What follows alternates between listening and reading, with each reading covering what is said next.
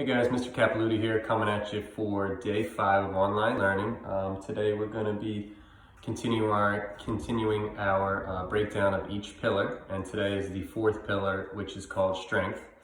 And for strength, we spend the time on the ground working mostly on our upper body strength, so our chest, shoulders, back, arms, and core. Okay, so we do a lot of different stuff. A lot of it is from the plank or push-up position. So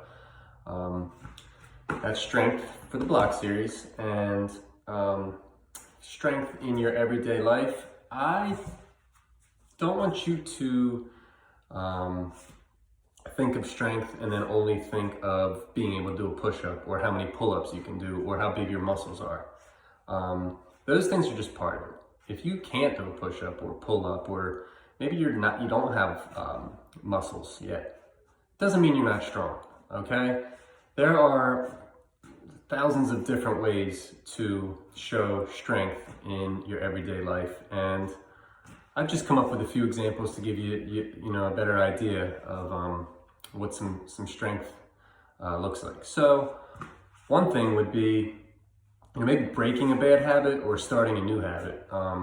So like being committed to something, that first step takes a lot of strength to decide that you want to make a change. Maybe every night you have a bad habit of like eating cookies, or before bed you always have to have ice cream or something. Well, one day maybe you'll decide, you know what, I'm gonna break that habit, and I'm not gonna do it, or I'm gonna, instead of losing control and having 10 cookies, maybe I'll just have 3. Okay, that's strength. Okay.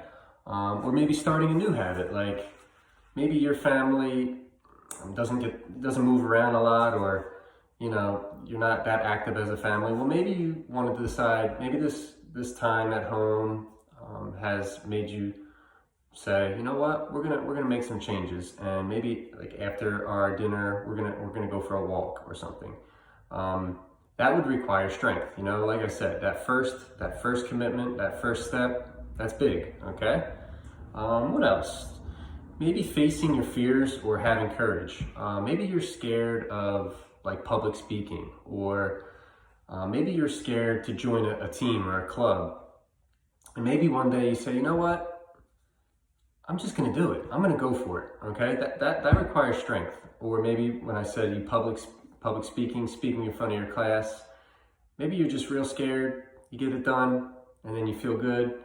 You just overcame a fear. That's strength. Okay, so that would be something. A third one might be doing what you know is right. Being confident, being a leader. And for this example, I thought about, maybe if there's if your teacher's out and there's a guest teacher, and the class might be kind of going a little wild, but you know it's wrong, something's not right, and maybe you would want to help out the teacher and just put your foot down and say, you know what, guys, this isn't right. Let me be a leader. Let me do what I know is right. And it's hard to do, okay? But requires strength. Maybe speaking of school and class and stuff, maybe there's someone that's, bothering you or picking on you or something like that. It takes strength to maybe walk away, or to ignore them, or to maybe just be quiet and just, like I said, go the other way. Okay, that requires strength. Number 5 that I had, 5th thing I just can come up with, is maybe like overcoming adversity or setbacks. And an example I want to use for that is like maybe you're playing a sport, and you're off season, you worked so hard and you trained so hard to be on this team, and you're so excited, and like maybe the first game you get hurt and you're out for the season. Heartbreaking, okay? But to be able to have the strength to just overcome that and try to see the positive and take the positive out of it, and still, do what you can to help the team, that would require a great deal of strength. And although it would be heartbreaking and difficult, it might happen one day. So definitely important to be strong in that way.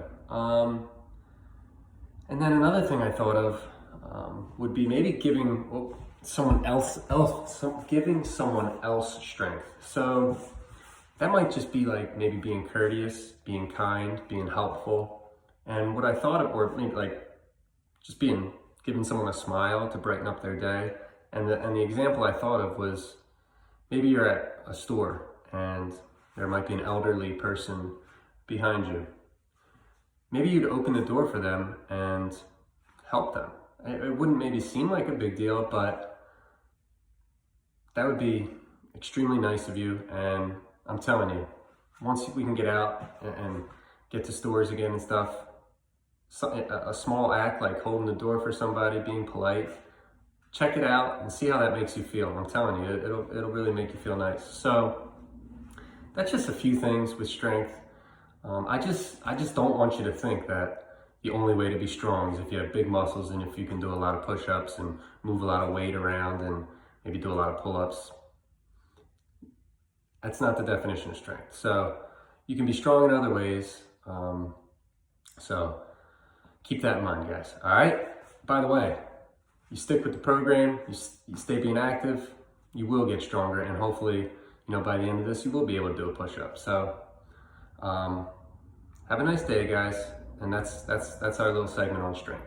All right? I'll check you tomorrow for our last breakdown, which will be flexibility. Have a nice day.